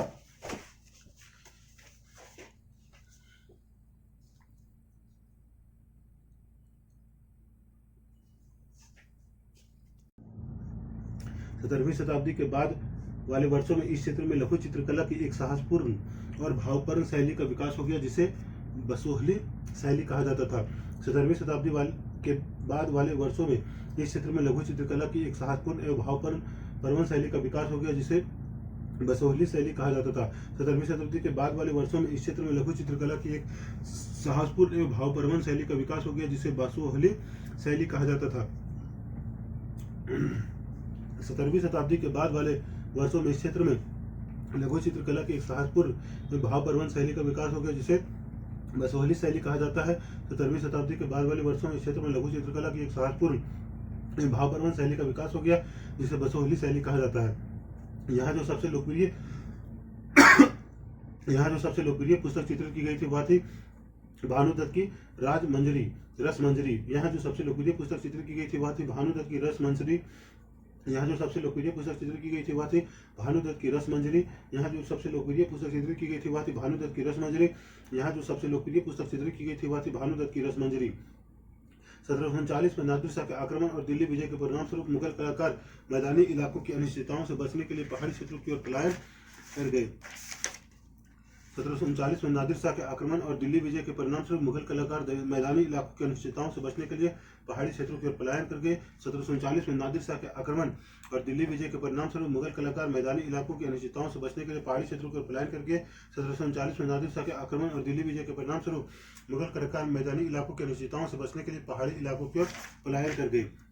उन्हें वहां जाते ही आश्रयदाता तैयार मिले, जिसके परिणाम स्वरूप चित्रकारी की कांगड़ा शैली विकसित हुई। उन्हें वहां जाते ही आश्रयदाता तैयार मिले, जिनके परिणाम स्वरूप चित्रकारी की कांगड़ा शैली विकसित हुई। उन्हें वहां जाते ही आश्रयदाता तैयार मिले, जिसके फलस्वरूप चित्रकारी की कांगड़ा शैली विकसित हुई। उन्हें वहां जाते ही आश्रयदाता तैयार मिले, जिसके फलस्वरूप चित्रकारी की कांगड़ा शैली विकसित हुई। उन्हें वहां जाते ही आश्रयदाता तैयार मिले, जिसके फलस्वरूप चित्रकारी की कांगड़ा शैली विकसित हुई। 18वीं शताब्दी के मध्य तक कांगड़ा के कलाकारों ने एक नई शैली विकसित कर ली, जिसे लघु चित्रकारी में एक नई जान डेल दी। 18वीं शताब्दी के मध्य तक कांगड़ा के कलाकारों ने एक नई शैली विकसित कर ली, जिसे लघु चित्रकारी में एक नई जान डेल दी। 18वीं शताब्दी के मध्य भाग तक कांगड़ा के कलाकारों ने एक नई शैली विकसित कर ली, जिसने लघु चित्रकारी में एक नई जान डाल दी। 18वीं शताब्दी के मध्य तक कांगड़ा के कलाकारों ने एक नई शैली विकसित कर ली, जिसने लघु चित्रकारी में एक नई जान डाल दी। उनकी प्रेरणा का स्रोत वहाँ की वैष्णव परंपराएं थी।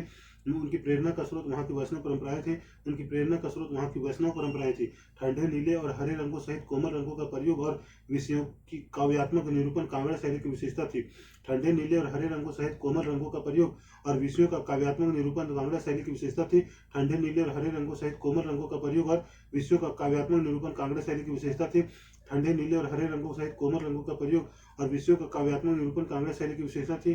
ठंडे नीले और हरे रंगों सहित कोमल रंगों का प्रयोग विषयों का काव्यात्मक निरूपण और कांगड़ा शैली की विशेषता थी।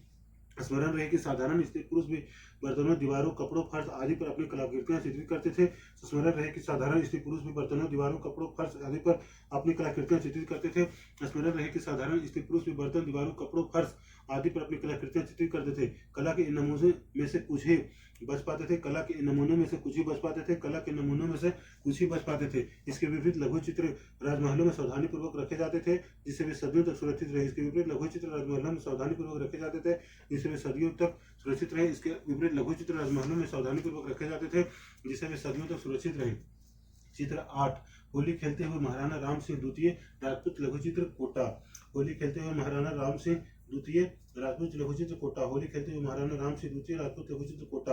होली खेलते हुए महाराणा राम सिंह द्वितीय राजपूत लघुचित्र कोटा। होली खेलते हुए महाराणा राम सिंह द्वितीय राजपूत लघुचित्र कोटा। होली खेलते हुए महाराणा राम सिंह द्वितीय राजपूत लघुचित्र कोटा। होली खेलते हुए महाराणा राम सिंह द्वितीय राजपूत लघुचित्र कोटा। होली खेलते हुए महाराणा राम सिंह द्वितीय राजपूत लघुचित्र कोटा। चित्र 9 कृष्ण राधा और उसकी सखियां पहाड़ी लघुचित्र कांगड़ा। चित्र 9 कृष्ण राधा और उसकी सखियां पहाड़ी लघुचित्र कांगड़ा। कृष्ण राधा और उसकी सखियां पहाड़ी लघुचित्र कांगड़ा। कृष्ण राधा और उसकी सखियां पहाड़ी लघुचित्र कांगड़ा। कृष्ण राधा और उसकी सखियां पहाड़ी लघुचित्र कांगड़ा। कृष्ण राधा और उसकी सखियां पहाड़ी लघुचित्र कांडला। कृष्ण राधा और उसकी सखियां पहाड़ी लघुचित्र कांडला कांगड़ा। कृष्ण राधा और उसकी सखियां पहाड़ी लघुचित्र कांगड़ा। कृष्ण राधा और उसकी सखियां पहाड़ी लघुचित्र कांगड़ा। कृष्ण राधा और उसकी सखियां पहाड़ी लघुचित्र कांगड़ा। बंगाल नजदीक से एक नजर। बंगाल नजदीक से एक नजर। बंगाल नजदीक से एक नजर। बंगाल नजदीक से एक नजर। बंगाल नजदीक से एक नजर। एक क्षेत्रीय भाषा का विकास। एक क्षेत्रीय भाषा का विकास। एक क्षेत्रीय भाषा का विकास।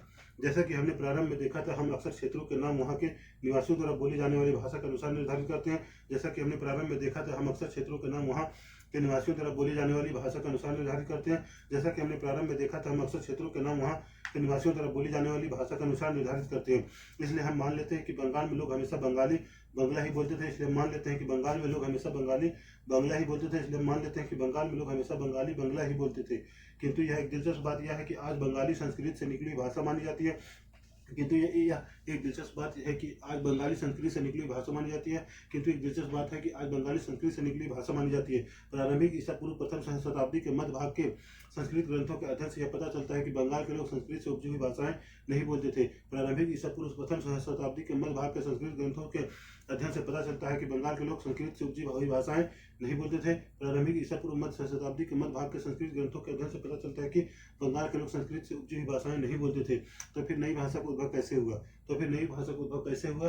तो फिर नई भाषा का उद्भव कैसे हुआ? चित्र 10 सबसे पहली बंगाली रामायण के तालपत्र की पांडुलिपि का एक पृष्ठ। सबसे पहली बंगाली रामायण के तालपत्र की पांडुलिपि का एक पृष्ठ। सबसे पहली बंगाली रामायण के तालपत्र की पांडुलिपि का एक पृष्ठ। सबसे पहली बंगाली रामायण के तालपत्र की पांडुलिपि का एक पृष्ठ। सबसे पहली बंगाली रामायण के तालपत्र की पांडुलिपि का एक पृष्ठ। सबसे पहली बंगाली रामायण के तालपत्र की पांडुलिपि का एक पृष्ठ। सबसे पहली बंगाली रामायण के तालपत्र की पांडुलिपि का एक पृष्ठ। सबसे पहली बंगाली रामायण के तालपत्र की पांडुलिपि का एक पृष्ठ। सबसे पहली बंगाली रामायण के तालपत्र की पांडुलिपि का एक पृष्ठ। ईसा पूर्व चौथी तीसरी शताब्दी से बंगाल और मगध दक्षिण बिहार के बीच वाणिज्यिक संबंध स्थापित होने लगे थे, जिसके कारण संभवतः संस्कृत का प्रभाव बढ़ता गया होगा। ईसा पूर्व चौथी तीसरी शताब्दी से बंगाल और मगध दक्षिण बिहार के बीच वाणिज्यिक संबंध स्थापित होने लगे थे, जिसके कारण संभवतः संस्कृत का प्रभाव बढ़ता गया होगा। ईसा पूर्व चौथी तीसरी शताब्दी से बंगाल और मगध दक्षिण बिहार के बीच वाणिज्यिक संबंध स्थापित होने लगे थे, जिसके कारण संभवतः संस्कृत का प्रभाव बढ़ता गया होगा। चौथी शताब्दी के दौरान गुप्तवंशीय शासकों ने उत्तरी बंगाल पर अपना राजनीतिक नियंत्रण स्थापित कर लिया और वहां ब्राह्मणों को बसाना शुरू कर दिया। चौथी शताब्दी के दौरान गुप्तवंशीय शासकों ने उत्तरी बंगाल पर अपना राजनीतिक नियंत्रण स्थापित कर लिया, वहां ब्राह्मणों को बसाना शुरू कर दिया। चौथी शताब्दी के दौरान गुप्तवंशीय शासकों ने उत्तरी बंगाल पर अपना राजनीतिक नियंत्रण स्थापित कर लिया और वहां ब्राह्मणों को बसाना शुरू कर दिया। इस प्रकार गंगा की मध्य घाटी के भाषाई तथा सांस्कृतिक प्रभाव अधिक प्रबल हो गए और 7वीं शताब्दी में चीनी यात्री ह्यूनसांग ने यह पाया कि बंगाल में सर्वत्र संस्कृत से संबंधित भाषाओं का प्रयोग हो रहा था। इस प्रकार गंगा की मध्य घाटी के भाषाई तथा सांस्कृतिक प्रभाव अधिक प्रबल हो गए और 7वीं शताब्दी में चीनी यात्री ह्यूनसांग ने पाया कि बंगाल में सर्वत्र संस्कृत से संबंधित भाषाओं का प्रयोग हो रहा था। इस प्रकार गंगा की मध्य घाटी के भाषाई तथा सांस्कृतिक प्रभाव अधिक प्रबल हो गए और 7वीं शताब्दी में चीनी यात्री ह्यूनसांग ने पाया कि बंगाल में सर्वत्र संस्कृत से संबंधित भाषाओं का प्रयोग हो रहा था। इस प्रकार गंगा की मध्य घाटी के भाषाई तथा संस्कृत का प्रभाव अधिक प्रबल हो गए थे। इस प्रकार गंगा की मध्य घाटी के भाषाई तथा सांस्कृतिक प्रभाव अधिक प्रबल हो गए और 7वीं शताब्दी में चीनी यात्री ह्यूनसांग ने पाया कि बंगाल में सर्वत्र संस्कृत से संबंधित भाषाओं का प्रयोग हो रहा था। 18वीं शताब्दी से पाल शासकों के अंतर्गत एक क्षेत्रीय राज्य का उदय हो गया। 8वीं शताब्दी से पाल शासकों के अंतर्गत एक क्षेत्रीय राज्य का उद्भव हो गया। 8वीं शताब्दी से पाल शासकों के अंतर्गत एक क्षेत्रीय राज्य का उद्भव हो गया। 8वीं शताब्दी से पाल शासकों के अंतर्गत एक क्षेत्रीय राज्य का उद्भव हो गया। 8वीं शताब्दी से पाल शासकों के अंतर्गत एक क्षेत्रीय राज्य का उद्भव हो गया। 14वीं से 16वीं शताब्दियों के बीच बंगाल पर सुल्तानों का शासन रहा, जो दिल्ली में स्थित शासकों से स्वतंत्र थे। 14वीं से 16वीं शताब्दियों के बीच बंगाल पर सुल्तानों का शासन रहा, जो दिल्ली में स्थित शासकों से स्वतंत्र थे। 14वीं से 16वीं शताब्दी के बीच बंगाल पर सुल्तानों का शासन रहा, जो दिल्ली में स्थित शासकों से स्वतंत्र थे। 14वीं से 16वीं शताब्दी के बीच बंगाल पर सुल्तानों का शासन रहा, जो दिल्ली में स्थित शासकों से स्वतंत्र थे। 1586 में जब अकबर ने इस प्रदेश को जीत लिया तो उसे सूबा माना जाने लगा। 1586 में जब अकबर ने इस प्रदेश बंगाल को जीत लिया तो उसे सूबा माने जाने लगा। 1586 में जब अकबर ने इस प्रदेश को बंगाल को जीत लिया तो उसे सूबा माने जाने लगा। उस समय प्रशासन की भाषा तो फारसी थी, लेकिन बंगाली एक क्षेत्रीय भाषा के रूप में विकसित हो रही थी। उस समय प्रशासन की भाषा तो फारसी थी, लेकिन बंगाली एक क्षेत्रीय भाषा के रूप में विकसित हो रही थी। उस समय प्रशासन की भाषा तो फारसी थी, लेकिन बंगाली एक क्षेत्रीय भाषा के रूप में विकसित हो रही थी। वस्तुतः 15वीं शताब्दी तक आते आते उपभाषाओं तथा बोलियों का बंगाली समूह एक समान साहित्यिक भाषा के द्वारा एकबद्ध हो गया। वस्तुतः 15वीं शताब्दी तक आते आते उपभाषाओं तथा बोलियों का बंगाली समूह एक समान साहित्यिक भाषा के द्वारा एकबद्ध हो गया। वस्तुतः 15वीं शताब्दी तक आते आते उपभाषाओं तथा बोलियों का बंगाली समूह एक समान साहित्यिक भाषा के द्वारा एकबद्ध हो गया। यह साहित्यिक भाषा उस क्षेत्र के पश्चिमी भाग की बोलचाल की भाषा थी जिसे पश्चिम बंगाल कहा जाता है। यह साहित्यिक भाषा उस क्षेत्र के पश्चिमी भाग की बोलचाल की भाषा थी जिसे पश्चिम बंगाल कहा जाता है। यह साहित्यिक भाषा उस क्षेत्र के पश्चिमी भाग की बोलचाल की भाषा थी जिसे पश्चिम बंगाल कहा जाता है। यद्यपि बंगाली का उद्भव संस्कृत से ही हुआ, पर यह अपने कर्म विकास की अनेक अवस्थाओं से गुजरी है। यद्यपि बंगाली का उद्भव संस्कृत से ही हुआ है, पर यह अपने कर्म विकास की अनेक अवस्थाओं से गुजरी है। यद्यपि बंगाली का उद्भव संस्कृत से ही हुआ है, पर यह अपने कर्म विकास की अनेक अवस्थाओं से गुजरी है। इसके अलावा गैर संस्कृत शब्दों का एक विशाल शब्द भंडार जो जनजातीय भाषाओं, फारसी और यूरोपीय भाषाओं सहित अनेक स्रोतों से इसे प्राप्त हुआ, आधुनिक बंगाली का ही एक हिस्सा बन गया। इसके अलावा गैर संस्कृत शब्दों का एक विशाल शब्द भंडार जो जनजातीय भाषाओं, फारसी और यूरोपीय भाषाओं सहित अनेक स्रोतों से इसे प्राप्त हुआ, आधुनिक बंगाली का ही एक हिस्सा बन गया। इसके अलावा गैर संस्कृत शब्दों का एक विशाल शब्द भंडार जो जनजातीय भाषाओं, फारसी और यूरोपीय भाषाओं सहित अनेक स्रोतों से इसे प्राप्त हुआ, आधुनिक बंगाली का एक हिस्सा बन गया। बंगाली के प्रारंभिक साहित्य के दो श्रेणियों में बांटा जा सकता है। एक श्रेणी संस्कृत की ऋणी है और दूसरी उससे स्वतंत्र है। बंगाली के प्रारंभिक साहित्य को दो श्रेणियों में बांटा जा सकता है। एक श्रेणी संस्कृत की ऋणी है और दूसरी उससे स्वतंत्र है। बंगाली के प्रारंभिक साहित्य को दो श्रेणियों में बांटा जा सकता है। एक श्रेणी संस्कृत की ऋणी और दूसरी उससे स्वतंत्र है। पहली श्रेणी में संस्कृत महाकाव्यों का अनुवाद, मंगल काव्य शाब्दिक अर्थों में शुभ यानी मांगलिक काव्य जो स्थानीय देवी देवताओं से संबंधित है, और भक्ति साहित्य जैसे गौड़ीय वैष्णव आंदोलन के नेता श्री चैतन्य देव की जीवनियां आदि शामिल है। पहली श्रेणी में संस्कृत महाकाव्यों के अनुवाद, मंगल काव्य शाब्दिक अर्थों में शुभ यानी मांगलिक काव्य जो स्थानीय देवी देवताओं से संबंधित है, और भक्ति साहित्य जैसे गौड़ीय वैष्णव आंदोलन के नेता श्री चैतन्य देव की जीवनियां आदि शामिल है। पहली श्रेणी में संस्कृत महाकाव्यों का अनुवाद, मंगल काव्य शाब्दिक अर्थों में शुभ यानी मांगलिक काव्य जो स्थानीय देवी देवताओं से संबंधित है, और भक्ति साहित्य जैसे गौड़ीय वैष्णव आंदोलन के नेता श्री चैतन्य देव की जीवनियां आदि शामिल है। पहली श्रेणी में संस्कृत महाकाव्यों का अनुवाद, मंगल काव्य शाब्दिक अर्थों में शुभ यानी मांगलिक काव्य जो स्थानीय देवी देवताओं से संबंधित है, और भक्ति साहित्य जैसे गौड़ीय वैष्णव आंदोलन के नेता श्री चैतन्य की जीवनियां आदि शामिल है। पहली श्रेणी में संस्कृत महाकाव्य का अनुवाद, मंगल काव्य शाब्दिक अर्थों में शुभ यानी मांगलिक काव्य जो स्थानीय देवी देवताओं से संबंधित है, और भक्ति साहित्य जैसे गौड़ीय वैष्णव आंदोलन के नेता श्री चैतन्य की देव की जीवनियां आदि शामिल है। दूसरी श्रेणी में नाथ साहित्य शामिल है, जैसे मैनामती, गोपीचंद्र के गीत, धर्म ठाकुर की पूजा से संबंधित कहानियां, परी कथाएं, लोक कथाएं और गाथा गीत। दूसरी श्रेणी में नाथ साहित्य शामिल है, जैसे मैनामती, गोपीचंद्र के गीत, धर्म ठाकुर की पूजा से संबंधित कहानियां, परी कथाएं, लोक कथाएं और गाथा गीत। दूसरी श्रेणी में नाथ साहित्य शामिल है, जैसे मैनामती, गोपीचंद्र के गीत, धर्म ठाकुर की पूजा से संबंधित कहानियां, परी कथाएं, लोक कथाएं और गाथा गीत। दूसरी श्रेणी में नाथ साहित्य शामिल है, जैसे मैनामती, गोपीचंद्र के गीत, धर्म ठाकुर की पूजा से संबंधित कहानियां, परी कथाएं, लोक कथाएं और गाथा गीत। दूसरी श्रेणी में नाथ साहित्य शामिल है, जैसे मैनामती, गोपीचंद्र के गीत, धर्म ठाकुर की पूजा से संबंधित कहानियां, परी कथाएं, लोक कथाएं और गाथा गीत। मैनामती, गोपीचंद्र और धर्म ठाकुर। मैनामती, गोपीचंद्र और धर्म ठाकुर। मैनामती, गोपीचंद्र और धर्म ठाकुर। नाथ लोग सन्यासी होते थे जो तरह तरह की योगी क्रियाएं करते थे। नाथ लोग सन्यासी होते थे जो तरह तरह की योगी क्रियाएं करते थे। नाथ लोग सन्यासी होते थे जो तरह तरह की योगी क्रियाएं करते थे। यह गीत विशेष जो अक्सर अभिनीत किया जाता है, यह बताता है कि रानी मैनामती ने अपने पुत्र गोपीचंद्र को अनेक बाधाओं के समक्ष संन्यास का मार्ग अपनाने को किस प्रकार प्रोत्साहित किया था। यह गीत विशेष जो अक्सर अभिनीत किया जाता है, यह बताता है कि रानी मैनामती ने अपने पुत्र गोपीचंद्र को अनेक बाधाओं के समक्ष संन्यास का मार्ग अपनाने को किस प्रकार प्रोत्साहित किया था। यह गीत विशेष जो अक्सर अभिनीत किया जाता है, बताता है कि रानी मैनामती ने अपने पुत्र गोपीचंद्र को अनेक बाधाओं के समक्ष संन्यास का मार्ग अपनाने को किस प्रकार प्रोत्साहित किया था। धर्म ठाकुर एक क्षेत्रीय लोकप्रिय देव है जिनकी पूजा अक्सर एक पत्थर या काठ की मूर्ति के रूप में की जाती है। धर्म ठाकुर एक क्षेत्रीय लोकप्रिय देव है जिनकी पूजा अक्सर एक पत्थर या काठ की मूर्ति के रूप में की जाती है। धर्म ठाकुर एक क्षेत्रीय लोकप्रिय देव है जिनकी पूजा अक्सर पत्थर या काठ की मूर्ति के रूप में की जाती है। धर्म ठाकुर एक क्षेत्रीय लोकप्रिय देव है जिनकी पूजा अक्सर एक पत्थर या काठ की मूर्ति के रूप में की जाती है। पहली श्रेणी के ग्रंथों का काल निर्णय करना अपेक्षाकृत सरल है, क्योंकि ऐसी अनेक पांडुलिपियां पाई गई जिनमें यह इंगित किया गया है कि उनकी रचना 15वीं शताब्दी के उत्तरार्ध और 18वीं शताब्दी के मध्य भाग के बीच की गई थी। पहली श्रेणी के ग्रंथों का काल निर्णय करना अपेक्षाकृत सरल है, क्योंकि ऐसे अनेक पांडुलिपियां पाई गई जिनमें यह इंगित किया गया है कि उनकी रचना 15वीं शताब्दी के उत्तरार्ध और 18वीं शताब्दी के मध्य भाग में के बीच की गई थी। पहली श्रेणी के ग्रंथों का काल निर्णय करना अपेक्षाकृत सरल है, क्योंकि ऐसी अनेक पांडुलिपियां पाई गई है जिनमें यह इंगित किया गया है कि उनकी रचना 15वीं शताब्दी के उत्तरार्ध और 18वीं शताब्दी के मध्य भाग के बीच की गई थी। दूसरी श्रेणी की कृतियां मौखिक रूप से कही सुनी जाती थी, इसलिए उनका काल निर्णय सही नहीं किया जा सकता है।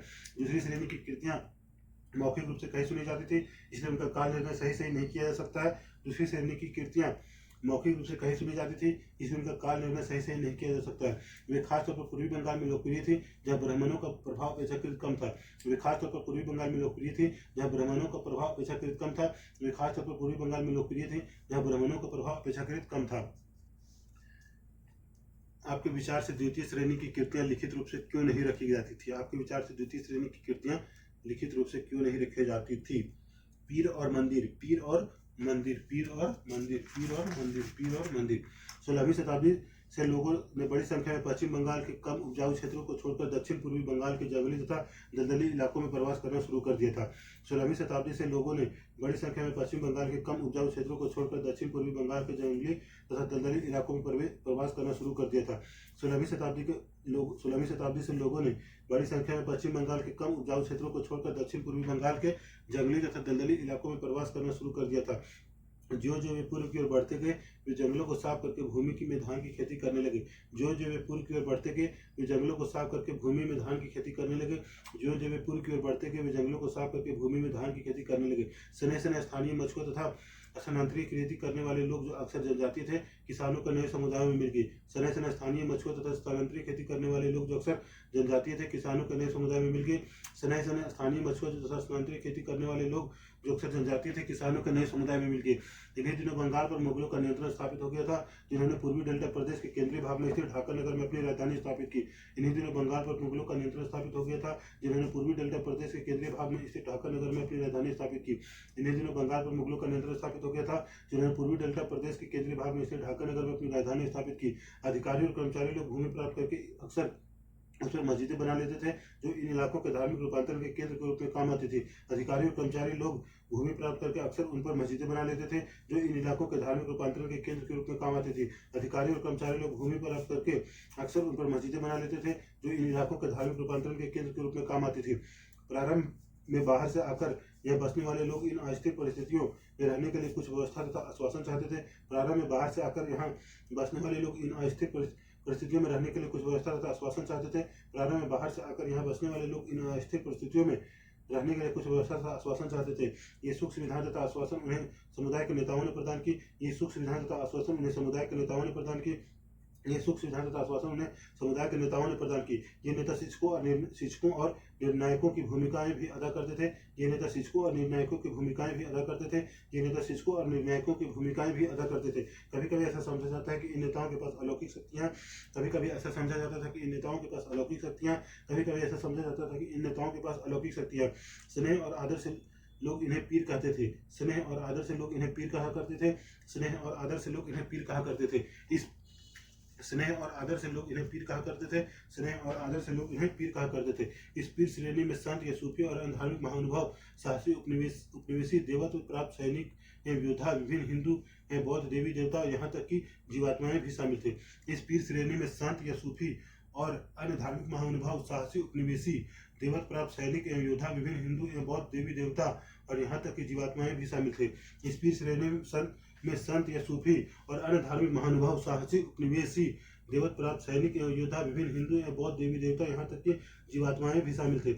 इस पीर श्रेणी में संत या सूफी और अन्य धार्मिक महानुभाव, साहसी उपनिवेशी, देवत्व प्राप्त सैनिक एवं योद्धा, विभिन्न हिंदू एवं बौद्ध देवी देवता और यहाँ तक कि जीवात्माएं भी शामिल थे। इस पीर श्रेणी में संत या सूफी और अन्य धार्मिक महानुभाव, साहसी उपनिवेशी, देवत्व प्राप्त सैनिक एवं योद्धा, विभिन्न हिंदू एवं बौद्ध देवी देवता और यहाँ तक कि जीवात्माएं भी शामिल थे। पीरों की पूजा पद्धतियां बहुत ही लोकप्रिय हो गई और उनकी मज़ारें बंगाल में सर्वत्र पाई जाती है। पीरों की पूजा पद्धतियां बहुत ही लोकप्रिय हो गई और उनकी मज़ारें बंगाल में सर्वत्र पाई जाती हैं। पीरों की पूजा पद्धतियां बहुत ही लोकप्रिय हो गई और उनकी मज़ारें बंगाल में सर्वत्र पाई जाती हैं। पीरों की पूजा पद्धतियां बहुत ही लोकप्रिय हो गई और उनकी मज़ारें बंगाल में सर्वत्र पाई जाती हैं।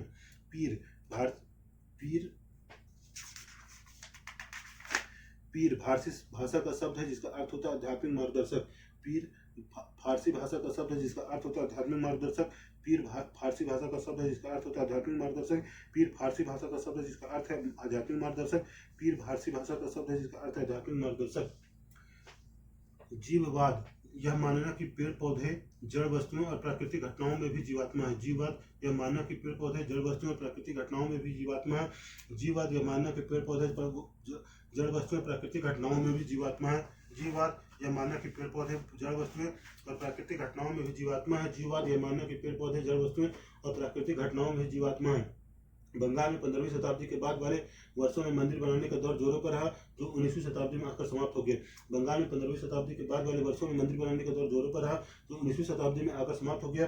बंगाल में 15वीं शताब्दी के बाद वाले वर्षों में मंदिर बनाने का दौर जोरों पर रहा, जो 19वीं शताब्दी में आकर समाप्त हो गया।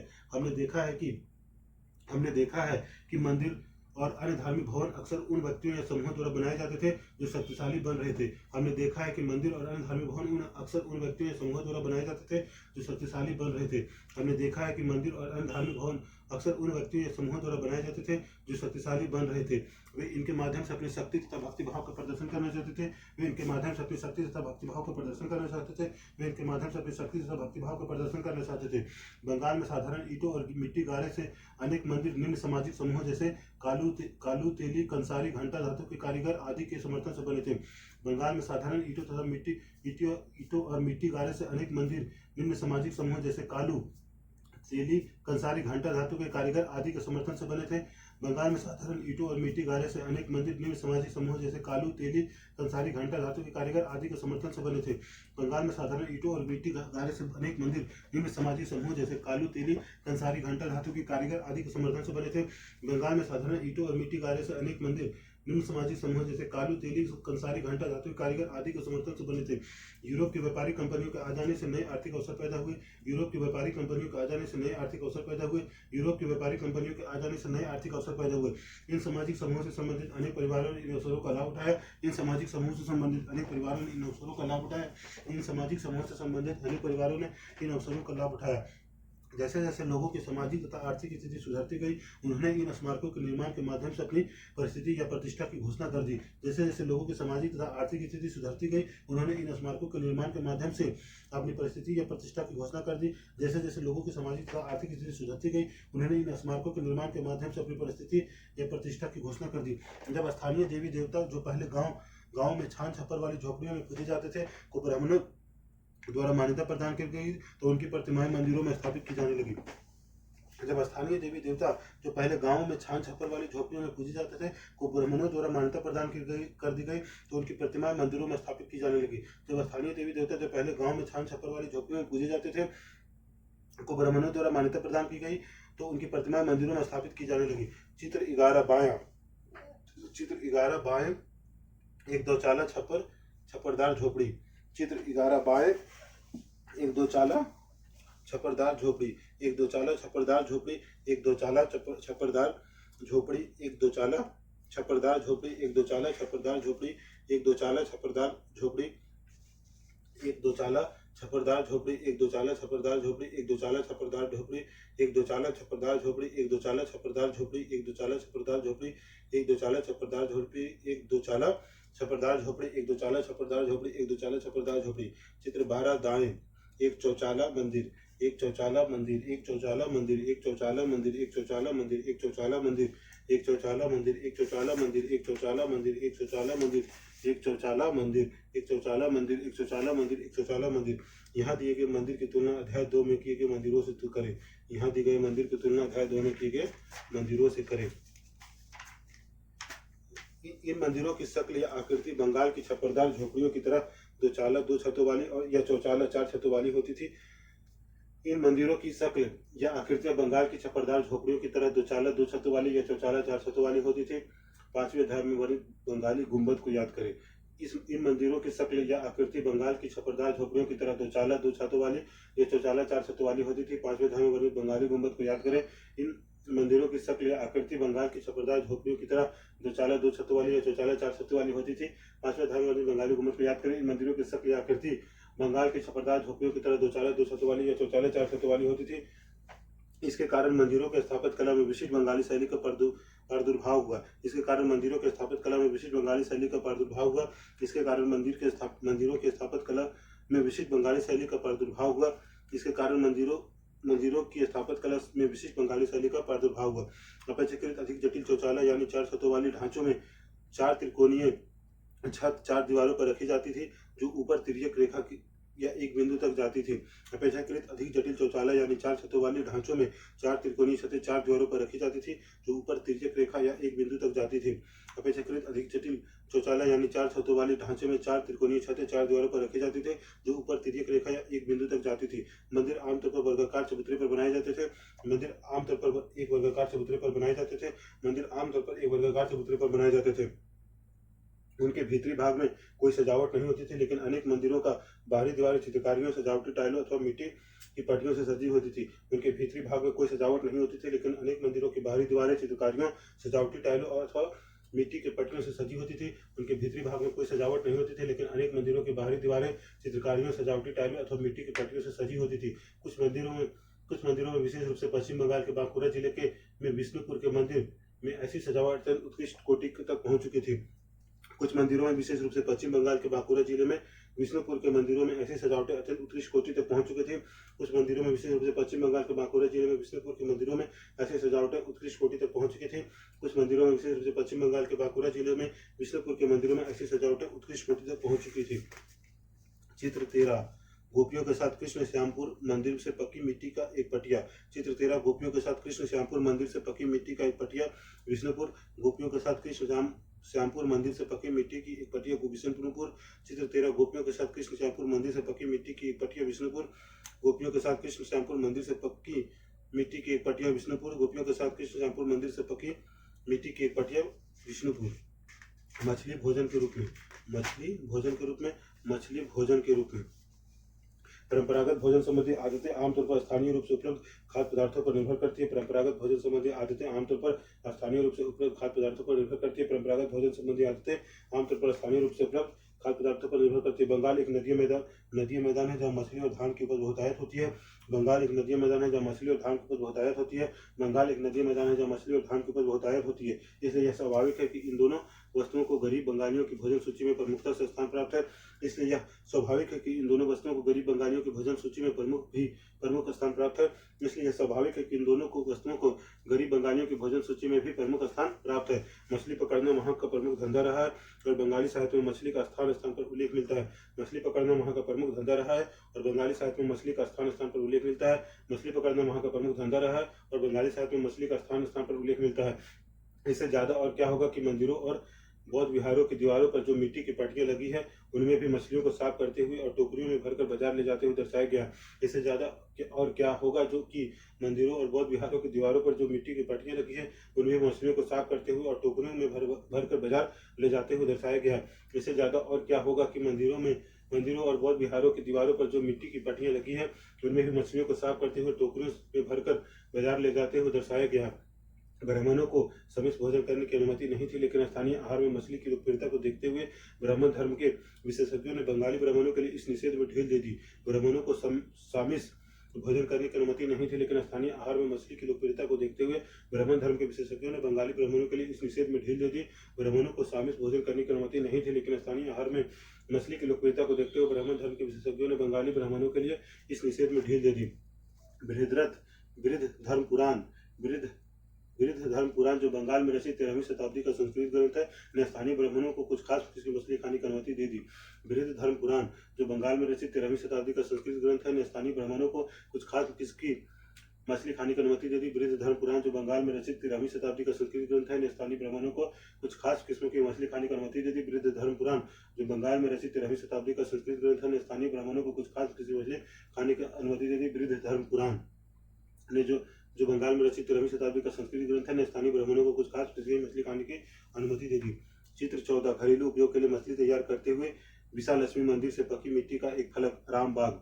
घरेलू उपयोग के लिए मछली तैयार करते हुए विशाल लक्ष्मी मंदिर से पकी मिट्टी का एक फलक रामबाग। घरेलू उपयोग के लिए मछली तैयार करते हुए विशाल लक्ष्मी मंदिर से पकी मिट्टी का एक फलक रामबाग। घरेलू उपयोग के लिए मछली तैयार करते हुए विशाल लक्ष्मी मंदिर से पकी हुई मिट्टी का एक फलक आराम बाग घरेलू उपयोग के लिए मछली तैयार करते हुए विशाल लक्ष्मी मंदिर की से पकी मिट्टी का एक फलक आराम बाग घरेलू उपयोग के लिए मछली तैयार करते हुए विशाल लक्ष्मी मंदिर से पकी मिट्टी का एक फलक आराम बाग घरेलू उपयोग के लिए मछली तैयार करते हुए विशाल लक्ष्मी मंदिर से पकी मिट्टी का एक फलक आराम बाग। यूरोप में राष्ट्र राज्यों का उदय। यूरोप में राष्ट्र राज्यों का उदय। यूरोप में राष्ट्र राज्यों का उदय। 18वीं शताब्दी के अंत तक यूरोप के लोग स्वयं को एक साम्राज्य जैसे ऑस्ट्रिया हंगरी साम्राज्य की प्रजा या किसी चर्च जैसे यूनानी रूढ़िवादी चर्च के सदस्य मानते थे। 18वीं शताब्दी के अंत तक यूरोप के लोग स्वयं को एक साम्राज्य जैसे ऑस्ट्रिया हंगरी साम्राज्य की प्रजा या किसी चर्च जैसे यूनानी रूढ़िवादी चर्च के सदस्य मानते थे। 18वीं शताब्दी तक अंत तक यूरोप के लोग स्वयं को एक साम्राज्य जैसे ऑस्ट्रिया हंगरी साम्राज्य की प्रजा या किसी चर्च जैसे यूनानी रूढ़िवादी चर्च के सदस्य मानते थे। परंतु 18वीं शताब्दी के अंतिम दशकों में लोग स्वयं को एक ऐसे समुदाय के सदस्य के रूप में भी पहचानने लगे जो एक भाषा जैसे कि फ्रेंच या जर्मन बोलते थे। परंतु 18वीं शताब्दी के अंतिम दशकों में लोग स्वयं को एक ऐसे समुदाय के सदस्य के रूप में पहचानने लगे जो एक भाषा जैसे कि फ्रेंच या जर्मन बोलते थे। परंतु 18वीं शताब्दी के अंतिम दशकों में लोग स्वयं को एक ऐसे समुदाय के रूप में भी पहचानने लगे जो एक भाषा जैसे कि फ्रेंच या जर्मन बोलते थे। प्रारंभिक 19वीं शताब्दी में रोमानिया में विद्यालय पाठ्य पुस्तकें ग्रीक के स्थान पर रोमानिया में लिखी जाने लगी और हंगरी में लैटिन के स्थान पर हंगेरियन को भाषा के रूप में अपनाया गया। प्रारंभिक 19वीं शताब्दी में रोमानिया में विद्यालय पाठ्य पुस्तकें ग्रीक के स्थान पर रोमानियन में लिखी जाने लगी और हंगरी में लैटिन के स्थान पर हंगेरियन को राजभाषा के रूप में अपनाया गया। प्रारंभिक 19वीं शताब्दी में रोमानिया में विद्यालय पुस्तकें ग्रीक के स्थान पर रोमानियन में लिखी जाने लगी और हंगरी में लैटिन के स्थान पर हंगेरियन को राजभाषा के रूप में अपनाया गया। यह और इस प्रकार की अन्य प्रक्रियाओं ने लोगों को यह बोध कराया कि प्रत्येक भाषी समुदाय एक अलग राष्ट्र था। यह और इसी प्रकार के अन्य प्रक्रियाओं ने लोगों को यह बोध कराया कि प्रत्येक भाषी समुदाय एक अलग राष्ट्र था। यह और इसी प्रकार की अन्य प्रक्रियाओं ने लोगों को यह बोध कराया कि प्रत्येक भाषी समुदाय एक अलग राष्ट्र था। 19वीं शताब्दी के अंतिम दशकों में इटली और जर्मनी के एकीकरण के लिए आंदोलनों ने इस भावना को और अधिक बल दिया। 19वीं शताब्दी के अंतिम दशकों में इटली और जर्मनी के एकीकरण के लिए आंदोलनों ने इस भावना को और अधिक बल दिया। 19वीं शताब्दी के अंतिम दशकों में इटली और जर्मनी के एकीकरण के लिए हुए आंदोलनों में इस भावना को और बल दिया। बीज शब्द शास्त्रीय लघुचित्र पीर और बोली। बीज शब्द शास्त्रीय लघुचित्र पीर और बोली। बीज शब्द शास्त्रीय लघुचित्र पीर और बोली। हर हर महादेव।